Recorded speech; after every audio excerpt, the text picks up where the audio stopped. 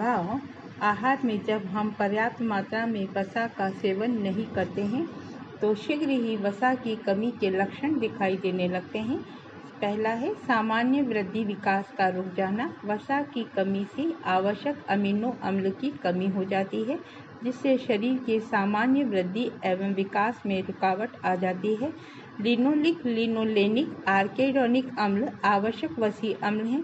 यह वसी अम्ल ऊतक एवं कोशिकाओं के सामान्य स्वास्थ्य के लिए अनिवार्य होते हैं। लिनोलिक अम्ल संतानोत्पत्ति के लिए और मां के दूध निर्माण के लिए आवश्यक होता है। वसा एवं कार्बोज को शरीर में यदि कमी हो जाए तो प्रोटीन अपना निर्माणात्मक कार्य छोड़कर ऊर्जा उत्पादित करने लगता है, इसलिए प्रोटीन का सही उपयोग नहीं हो पाता और शरीर की वृद्धि विकास रुक जाता है। त्वचा का सूखी, खुरदरी एवं चमकहीन हो जाना। त्वचा के डर्मिस परत में तेलीय ग्रंथियां पाई जाती हैं जो तेल जैसा पदार्थ स्राव करती है। यह पदार्थ चिकना एवं चमकदार होता है, जिससे त्वचा भी चिकनी और चमकदार बनी रहती है और वसा के अभाव में इन ग्रंथियों से पर्याप्त मात्रा में सीबम का स्राव नहीं हो पाता, जिसके फलस्वरूप त्वचा सूखी, खुरदरी, चमकहीन एवं कांतिहीन हो जाती है।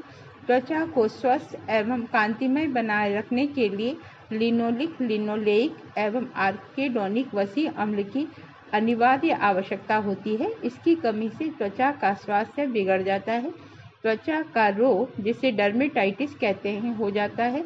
एक्जिमा भी त्वचा संबंधी रोग ही है जो वसा की कमी के कारण होता है।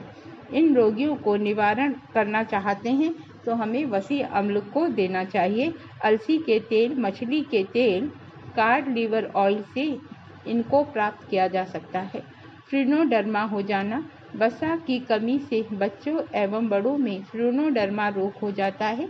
इस रोग में पीठ, पेट, जांघ तथा कूल्हे की त्वचा पर नुकीली फुंसियां निकल आती है और त्वचा कचरे के समान दिखाई देने लगती है।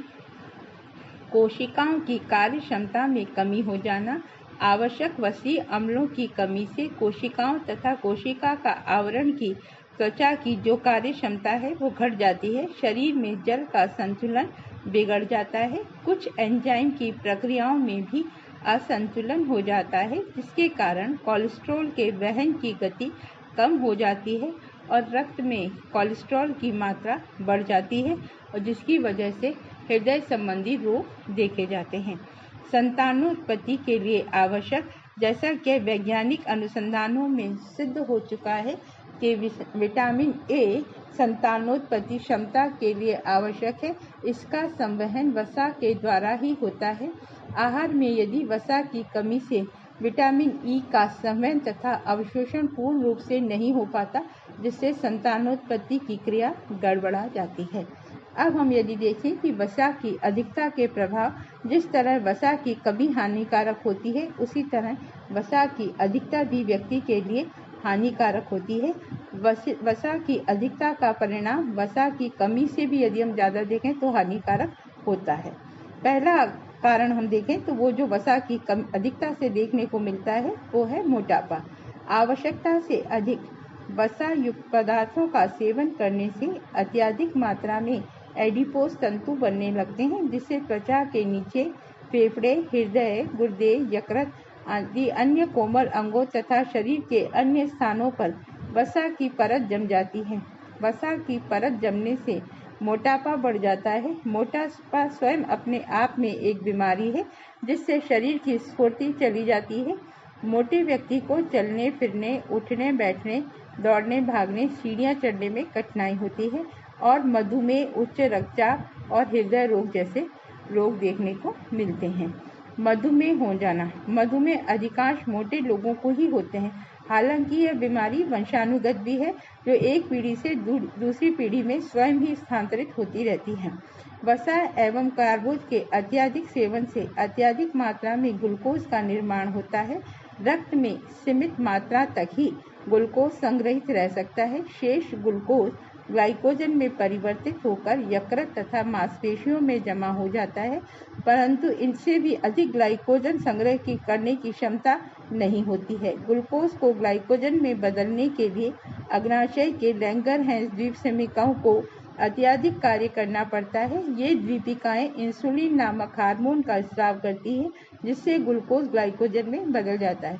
यदि पर्याप्त मात्रा में इंसुलिन स्रावित नहीं होता है तो ग्लूकोज ग्लाइकोजन भी नहीं बदल पाता है, जिसके फलस्वरूप ग्लूकोज मूत्र के द्वारा शरीर से बाहर निकलने लगता है, जिसे हम मधुमेह कहते हैं। अग्नाशय को इंसुलिन स्रावित करने के लिए अधिक कार्य करना पड़ता है, अतः अग्नाशय पर अत्यधिक बोझ बढ़ने से इंसुलिन का स्राव धीरे धीरे कम हो जाता है और हमें लोगों में मधुमेह रोग देखने को मिलता है। हृदय संबंधी रोग, वसा की अधिकता से रक्त में कोलेस्ट्रॉल की मात्रा बढ़ जाती है। सामान्य व्यक्ति के रक्त में कोलेस्ट्रॉल की मात्रा 120 से 160 मिलीग्राम % तक होती है। इससे अधिक कोलेस्ट्रॉल की मात्रा बढ़ने पर कोलेस्ट्रॉल रक्त धमनियों के अंदर जमने लगता है। फलतः रक्त धमनियों की दीवारें सक्रिय होने लगती हैं, जिससे एथेरोस्क्लेरोसिस रोग हो जाता है। धीरे धीरे इन धमनियों के दीवारों पर इतना अधिक कोलेस्ट्रॉल जमा हो जाता है कि धमनियों की दीवारों का लचीलापन समाप्त हो जाता है, क्योंकि कोलेस्ट्रॉल के साथ साथ इस पर कैल्शियम लवण भी जमने लगता है, जिससे धमनियों की दीवारें कठोर हो जाती हैं और व्यास काफ़ी छोटा हो जाता है, जिससे रक्त के बहाव की गति कम हो जाती है और रक्तचाप बढ़ जाता है, जिसका सीधा असर हृदय पर देखने को मिलता है और व्यक्ति हार्ट अटैक से प्रभावित हो जाता है। कभी कभी वसीय तंतु भी हृदय के आसपास एकत्रित हो जाते हैं, जिससे हृदय की सामान्य क्रियाशीलता में कमी आ जाती है। गुर्दे प्रभावित होना, मोटापे के कारण गुर्दे के चारों ओर वसीय तंतु की मोटी परत जम जाती है, जिससे गुर्दे द्वारा निरुपयोगी पदार्थ जैसे यूरिया, यूरिक अम्ल, अमोनिया, टॉक्सिन आदि वर्ज्य पदार्थों का निष्कासन नहीं हो पाता है और ये रक्त में ही रह जाते हैं, जिससे रक्त की छनन क्रिया ठीक प्रकार से नहीं होती और वर्ज्य एवं हानिकारक पदार्थ रक्त में ही घुले रह जाते हैं। अशुद्ध रक्त शरीर के लिए जहरीला एवं हानिकारक होता है, अतः व्यक्ति की मृत्यु कुछ ही सप्ताह में हो जाती है क्योंकि धीरे धीरे हम देखते हैं कि गुर्दे कार्य करना बंद कर देते हैं।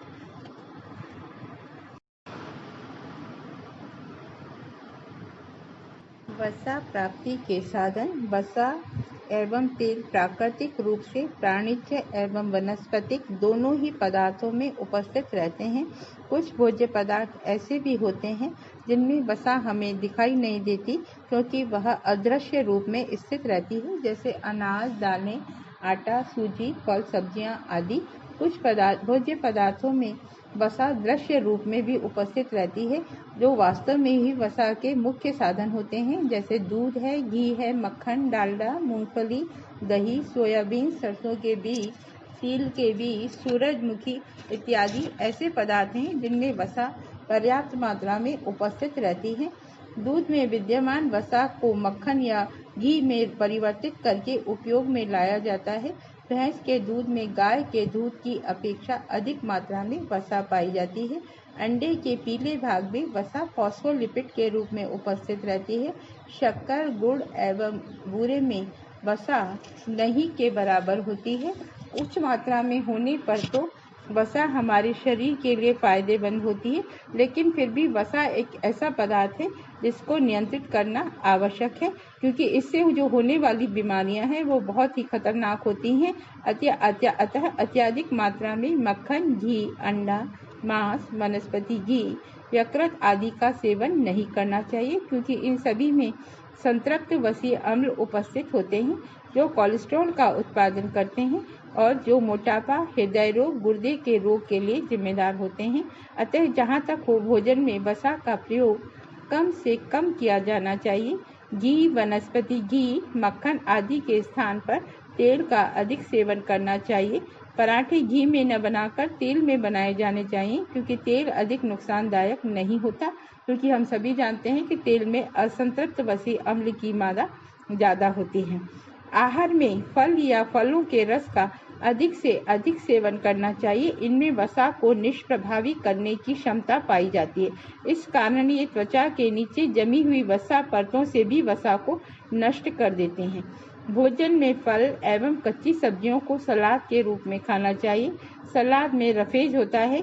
रफेज आंतों में उपस्थित कुछ कोलेस्ट्रॉल की मात्रा को अवशोषित कर लेता है, जिससे रक्त में कोलेस्ट्रॉल की मात्रा कम हो जाती है।